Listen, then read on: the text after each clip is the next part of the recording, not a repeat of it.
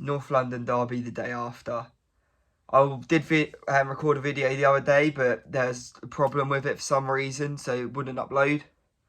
So that's annoying. I had an instant match reaction, but I'll kind of go over some of the same points and also some which I've watched the game again and also watched other people's opinions. Had a bit of a calm down, even though I was quite calm after the game, but everything's always up in the air straight after a game, things like that. So Tottenham 2, Arsenal 3, the game, what really went wrong? So we had the first goal, which it's one of those, in the sense, the own goal.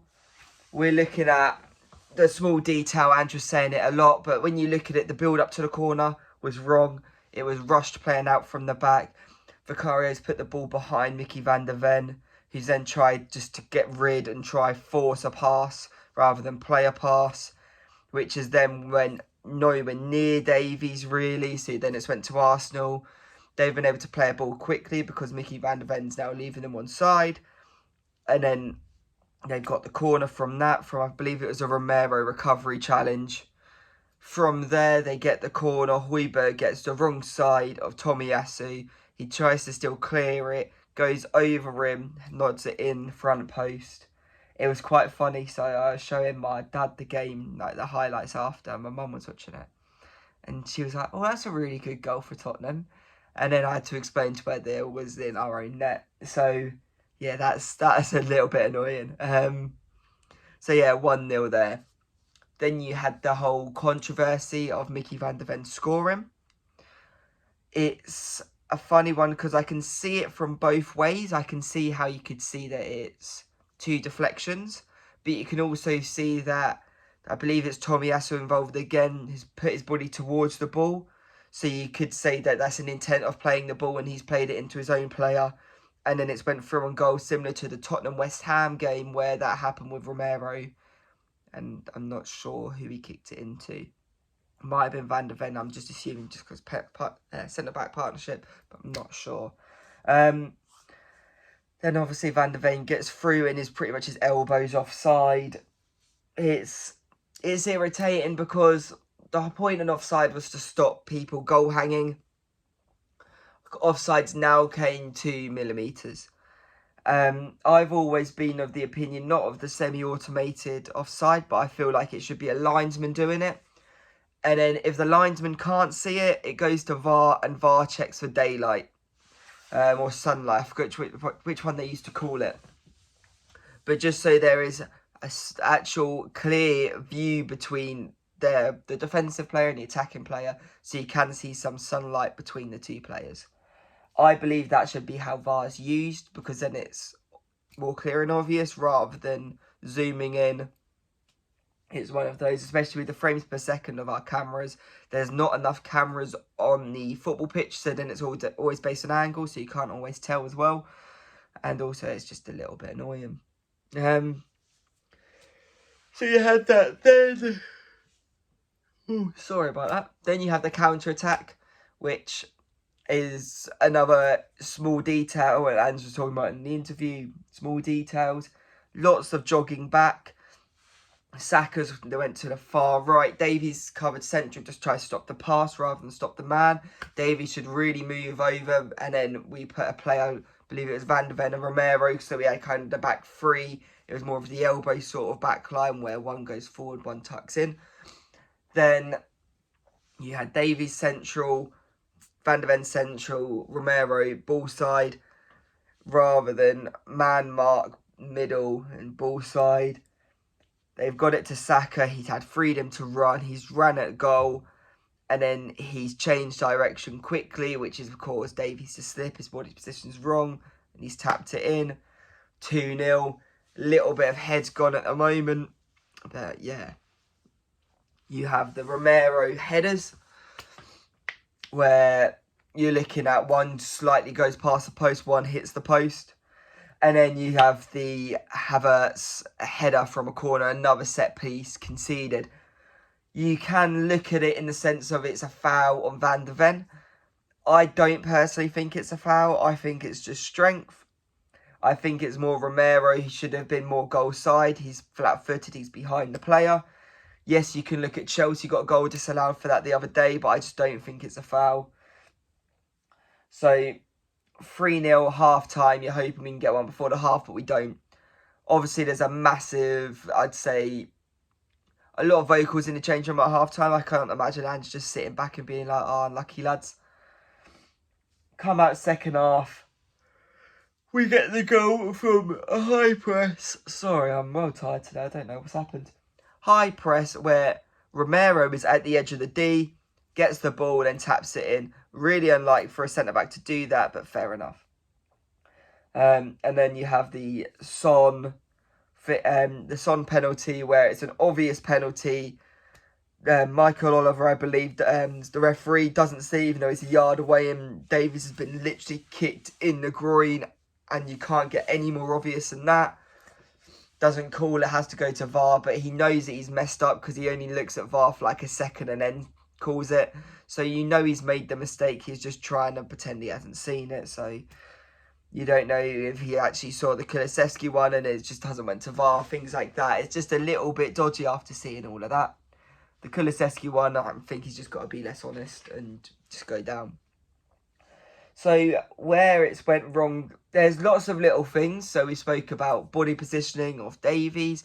You're looking at actual physical position of Romero. You're looking at physical position of Davies on the goal. You're looking at physical position on Højbjerg for their goal. And you can also look at it as 3 goals from set pieces. 1 from an attacking set piece when they've counter-attacked. So we've not set up properly defensively, or we've not set up on a transition defensively. Then you're looking at 2 corners. 1 they've scored where we went behind the man, and the other one we've let them get goal side. So they're the small details of why we're conceding. 3 from set pieces. We have sold the best set piece coach in Europe. We sacked him, sorry. A lot of people are calling for Jedinak out. I wouldn't say him out. I would just say to dissolve his position of a coach, a set piece coach, because he is a good defensive coach, but set pieces is a completely different ball game, because you're focusing on a lot more than just 4 or 5 players. You're focusing on every single person's positioning. You're looking at different transitions. You're looking at how we can defend our goalkeeper, how we can actually sit back and also attack at the same time. There's a lot of things there, and I just don't think we've mastered it, especially going from the best in the country at it last season to now this season. So why do I keep yawning?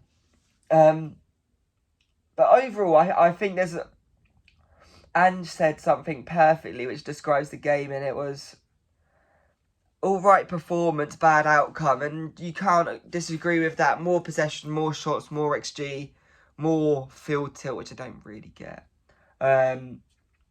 More X threat. It's and then more touches in the opponent's box, more shots in the opponent's box. You look in that first half, I believe they had 4 shots in the first half. They had 3 goals, 2 of them being a goal. Obviously, 1 was an own goal. It's annoying. It's a North London derby, and we've had games before where we've clipped it and we probably shouldn't have won or got a draw and shouldn't have got a draw. It's one of those. The more frustrating thing isn't that points dropped. It's more the fact that they've got 3 points. And I kind of said that a few times in the other vid the other day. It feels like we're part of them winning the league because we've given them, I believe it's 6 points, isn't it? Or 4 points this season. And yeah, it's not great, especially Arteta coming out. And even he was saying that he was praying when it was 3-2 because the momentum was fully in our, whatever, I don't know how to say, but with us really. Then, right, players. You're looking at players in this game and you're looking at ones who can count themselves for playing well. Romero, Sarr, Kulu, Richie. They was the 4 which fought for the badge. Son, it was the wrong game for him in the middle after we saw how they set up after the first 15 and we had the perfect chance with Werner coming off to switch it round, but Richarlison might not have been fully fit to do that amount of game. Maddison again. Oh my God, this yawning. Maddison again, just not been a shadow of himself since the injury. And a lot of Leicester fans have been saying that that's what he's like. But in second half of the seasons, but it's just, I'm not sure if it's overplayed. There's not enough competition for him. But there's a lot of fans saying him to be dropped. I can kind of understand the argument because you've got Kulusevski who's really good in that 10. And maybe we do buy a right winger in the summer and a left winger in the summer. And Kulusevski and Maddison are both our 10s. Or you have Bergvall as the 10 as well, as the backup 10. But I think it might be a good thing to just start dropping for one game or give him less minutes, not make him start. See if that has any effect, but it's just not clicking. And that person we saw at the start of the season, people were saying Eriksen levels, which was never going to be Eriksen levels. But that player we saw is just a shadow of himself, and it's really hard to see. Then Bentancur had good bursts, wasn't great, alright burst throughout the game. Basuma still a shadow. Who else? Werner just looked boy in there. He looked like he didn't want to be there after the first 5 minutes. Didn't really see a lot of him, then went down injured. Not sure if it's an actual injury or it's just one of those. It always hurts more when you're not feeling yourself. Johnson came on there. Good at beating his man, trying to get to the byline, cut back. But there wasn't a lot. It seems like a youngster coming on trying to prove himself rather than a pro, really. That's what it looked like watching the game. Porro, it didn't seem a lot. Normally, he's the passion merchant. But there weren't a lot of that the other day. Vicario had glimpses of really good. He needs to. And I think it comes with age. Stronger on a set piece. You had the whole Ben White thing trying to take off his gloves. And if someone's doing that, either Vicario's got to be stronger or you've got to get someone between them. And we started trying to do that, but it just doesn't seem that we've got someone who's a designated goalkeeper protector. So I think that's something we need to improve on. It's just, although Ange said it's not a focus, and it's not going to make us a better team focusing on set pieces, but you look at today, that's 3 points. That puts us on 63, top of the league on 77 then, or then you look at if we get. Well, if you look over the season, how many times you conceded from set pieces, it is shocking. And you could probably say we've got an extra 10 points, and then you're saying we're on 70 points, top of the league on 77, 78. And then you're looking at the title challenge is still there. So the difference between us and challenging is them set pieces at the moment, and that will make us a better team, sorry. So I feel like that is a thing in the summer. People are saying physicality, but it's not to do with physicality, it's to do with positioning. And not one goal was out physical, it was more body positioning. Romero needs to get. If Romero's next to Havertz, then he's not scoring. Davies pushes him onto his left, he's not scoring. If Højbjerg is goal side, they're not scoring. So that's 3 goals where it wouldn't have happened. But it is what it is. We go again. What is it? 4 games or something left. We got Chelsea next, then Liverpool. We will be supporting City on that final home game in the season.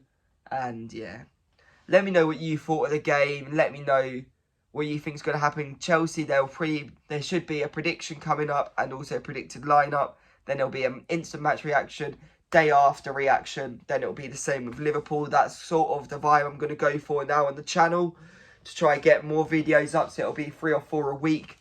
And yeah, some more shorts as well. Let me know what you thought of the game, and I'll see you on the next one. Cheers.